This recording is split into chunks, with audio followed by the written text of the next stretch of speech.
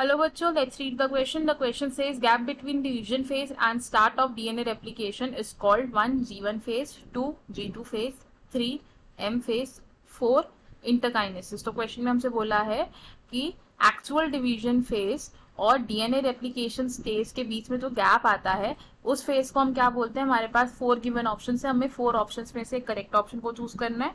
तो सबसे पहले क्या करेंगे, हम इस क्वेश्चन का की कॉन्सेप्ट समझेंगे. तो इन दिस क्वेश्चन हमारा की कॉन्सेप्ट क्या होगा, सेल साइकिल. तो सेल साइकिल में इंक्लूड होते हैं वो सीरीज ऑफ सीक्वेंशियल इवेंट्स जिनसे क्या होता है कि एक पेरेंट सेल डिवाइड करता है इनटू डॉटर सेल. अब जो सेल साइकिल होती है इसके दो स्टेजेस होते हैं. दो स्टेजेस कौन कौन से हैं.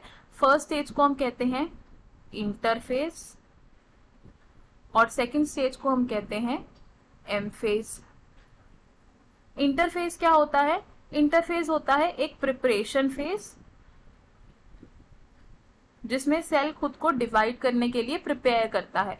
और एम फेज क्या होता है, एक्चुअल डिवीजन फेज जिसमें सेल डिवाइड करता है. तो हम बात करेंगे सबसे पहले किसकी, इंटरफेज की. तो इंटरफेज के 3 सब स्टेजेस होते हैं. इंटरफेज डिवाइडेड है 3 स्टेजेस. वो 3 स्टेजेस कौन कौन से हैं, गैप 1 फेज, सिंथेसिस फेज और गैप 2 फेज. गैप 1 फेज को हम कॉमनली क्या बोलते हैं, G1 फेज. सिंथेसिस फेज को हम बोलते हैं S फेज और गैप 2 फेज को हम बोलते हैं G2 फेज.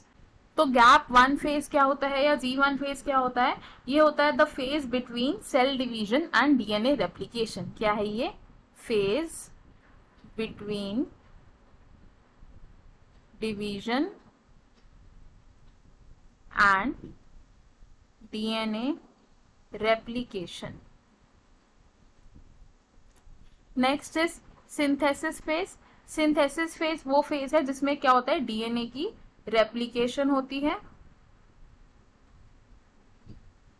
और गैप 2 फेज यानी कि जो G2 फेज होता है, ये कौन सा फेज होता है, इसमें प्रोटीन सिंथेसाइज होते हैं और सेल की ग्रोथ कंटिन्यू होती है. Proteins are synthesized and cell growth continues. तो हमें हमारे क्वेश्चन का आंसर मिल गया. हमसे क्वेश्चन में पूछा था कि एक ऐसा फेज जो डिवीजन और डीएनए रेप्लिकेशन के बीच में आता है उसे हम क्या कहते हैं. तो हमारा आंसर क्या होगा, gap 1 phase which is G1 phase. ये कौन सा ऑप्शन है हमारा, ऑप्शन नंबर 1. तो हम क्या लिखेंगे यहाँ पर, ऑप्शन 1 इज करेक्ट. अब देख लेते हैं कि बाकी ऑप्शंस क्यों इनकरेक्ट हैं. ऑप्शन 2 से G2 फेज. तो G2 फेज डिवीजन फेज और डीएनए रेप्लिकेशन के बीच का गैप नहीं होता, इसलिए ऑप्शन रॉन्ग हो जाएगा. Option 3 is M phase. M phase तो एक्चुअल डिवीजन फेज को ही बोलते हैं, इसलिए ये ऑप्शन भी रॉन्ग हो जाएगा. ऑप्शन 4 से इंटरकाइनेसिस.